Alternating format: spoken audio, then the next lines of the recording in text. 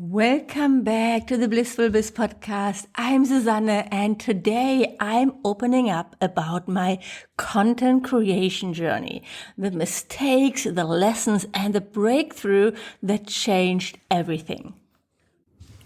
Welcome to the Blissful Biz podcast, the show where we explore how to build an online business that's simple, sustainable, and profitable without the hustle and no matter your age.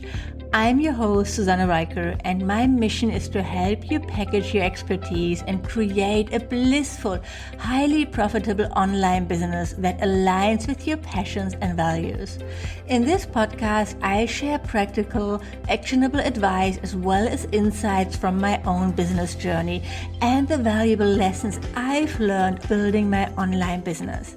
If you're ready to build a business that brings you both bliss and success, you are in the right place. Before we dive in, I'm so excited to share something truly special with you. I've developed a resource that I believe will be a game changer for you. It's called the Client Magnetism Content Kit, and it's a 12-week plug-and-play content plan for boosting engagement, growing your audience, and signing more clients.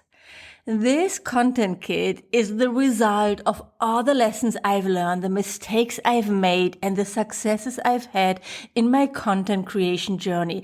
And it's perfect for you when you are looking for a more structured approach to creating content, or when you feel the content that you're putting out there isn't getting you results. And here's the exciting part. We are having a flash sale, so you can save 80% of the regular price. And the first 25 people to enroll will get access to an exclusive live content masterclass with me. In this masterclass, I show you how to set up your content calendar, plan and create your content with AI, and how to strategically repurpose and promote your content for maximum impact.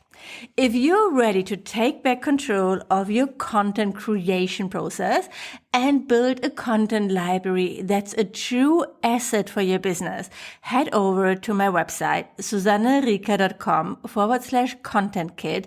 That's SUSANNERIKER.com/content kit and grab your Client Magnetism Content Kit.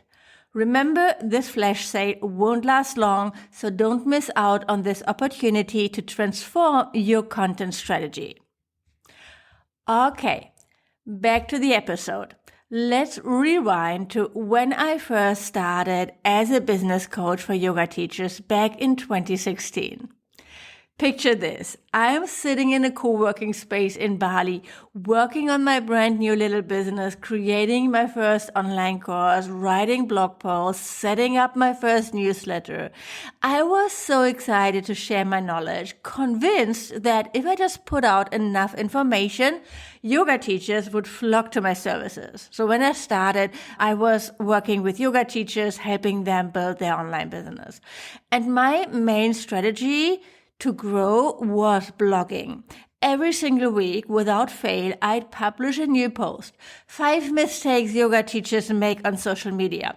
Website mistakes to avoid. My top 5 tips for more productivity as a yoga teacher.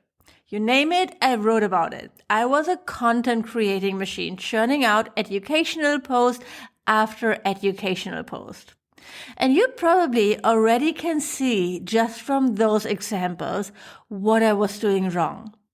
My content was all over the place. I was talking about social media and website and productivity, all the things. In a way that was okay because I was still trying things out and experimenting. And this is what I also recommend for you to do when you're just getting started. But the truth is, I didn't really take the time and, analyze my results. There wasn't a real strategy behind my content. I was just writing about what I wanted to. So, of course, what happened is that despite all that effort, something wasn't clicking. My website traffic was more than okay, but it wasn't translating into the kind of engagement or client conversations I'd hoped for. I felt like I was shouting into the void, sharing all this valuable information, but not really connecting with my audience. The truth is, it still worked. Back then, back in 2016, 2017, even 2018, there weren't a lot of business coaches out there yet, or anyone teaching yoga teachers how to build an online business. But I guess I could have done better. Knowing what I know now, I could have done better. And then I decided to start this podcast in 2020, so January 2020, just before the pandemic. I thought if people can hear my voice, surely that will build more trust and connection. And to some extent, it did. The podcast allowed me to share my personality more, and I started to build a loyal listener base.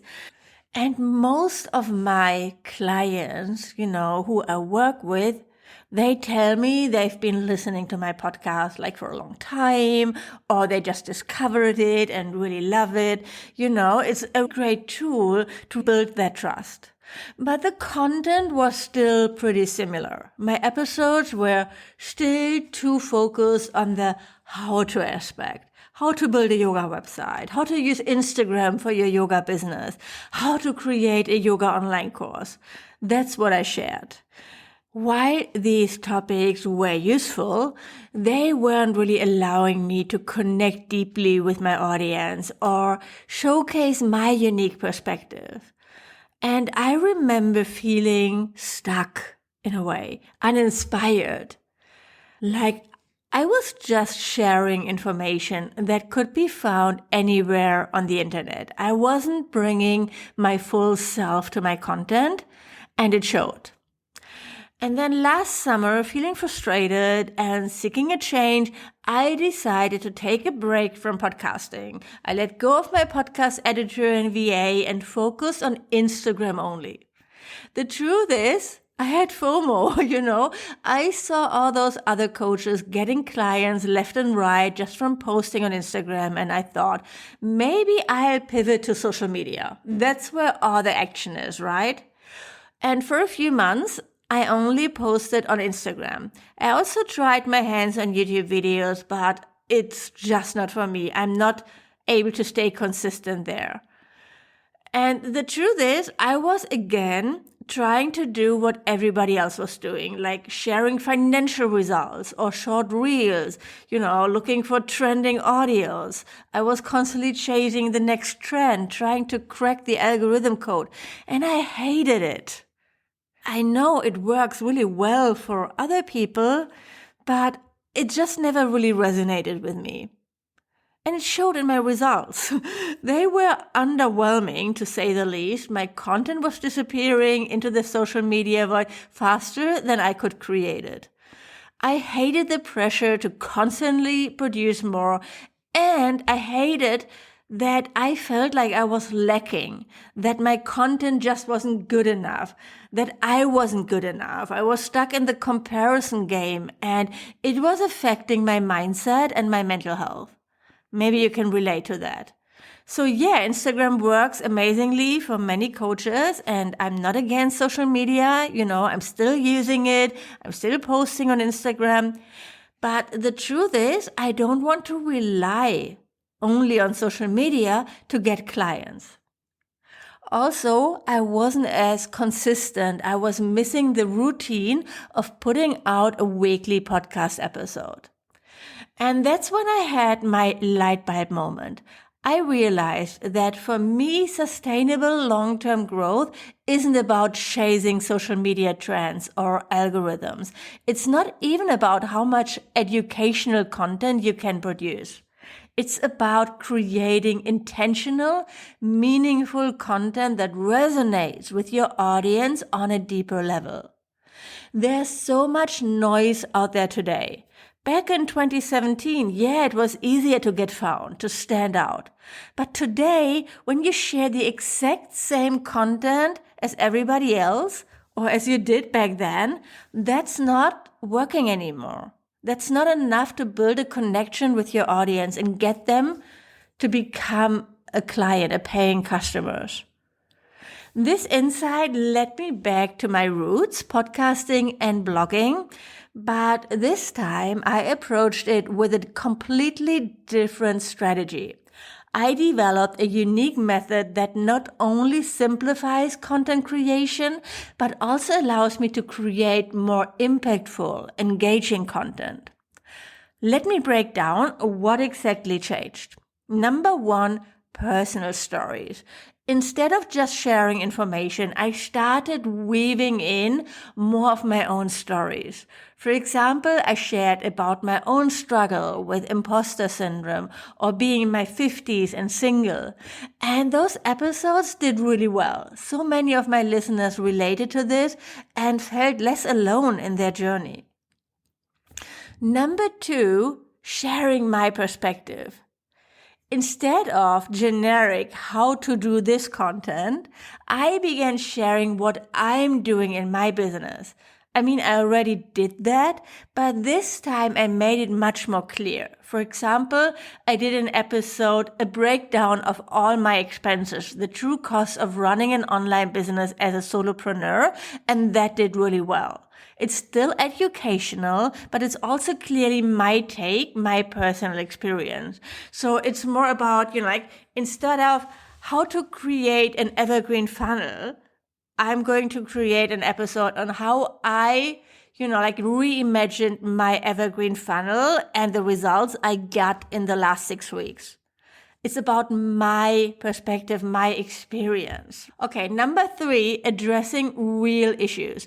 I began tackling the limiting beliefs, myths, and questions my audience actually had.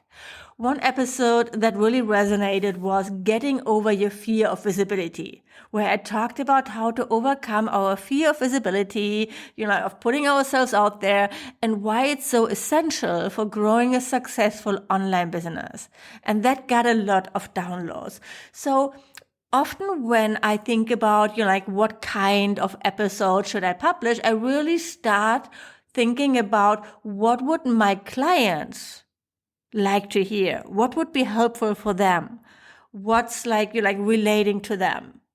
And that really helps me come up with a ton of ideas. I never run out of ideas. Number four, content themes. So instead of random topics, I now work with clear themes that are related to what I sell and what I'm doing in my business. So these are my content themes. Number one, content and messaging. Number two, online programs, everything around that. Number three, evergreen funnels. And number four, systems and tools. And number five, my journey. So those are my content themes. And, number five, what I changed was balancing education with inspiration.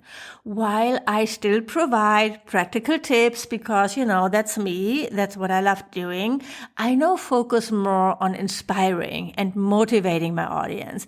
It's not just about the how, but also the why and the what if. And finally, leveraging AI and technology. I started using AI tools to help with research, content creation, editing, repurposing, and it's been a game changer. This dramatically cut down my content creation time.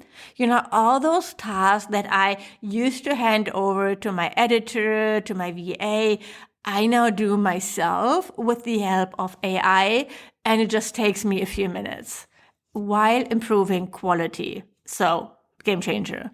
The results of, these shifts have been subtle. So far, I don't have results to share like I doubled my podcast listeners, but between QA and Q2 this year, they went up by 20%. I just looked it up. Compared to Q4 in 2023, my downloads went down, but that's a technical thing. So Apple changed the way that new podcast episodes get downloaded automatically, so everybody's download numbers are way down. If you have a podcast and you've seen that, don't worry, it's not you, it's not your content. Everybody's numbers have been going down. And it's not about the numbers so much. Most importantly, I started seeing more engagement. I get more comments, emails, and messages. I get invited to participate in bundles and amazing summits. I get more guest pitches. There's just a lot of momentum happening right now, which I love. Now I know what some of you might be thinking, but Susanne, creating this kind of content sounds like a lot of work. And you're right. But that's where my new method utilizing AI comes in. I have a simple, structured process that allows me to create content, and I spend around 4 hours a week on it. For me, that's worth it. I teach you my exact process inside Flow. You can learn more about it if you go to my website, susannereike.com/flow. I just published the last module inside this course, and it's amazing. I think it's some of the best content I've ever created. My content creation now feels sustainable. It feels easy and fun. I'm no longer constantly chasing the next post or burning myself out trying to keep up with the social media hamster wheel. It really works for me.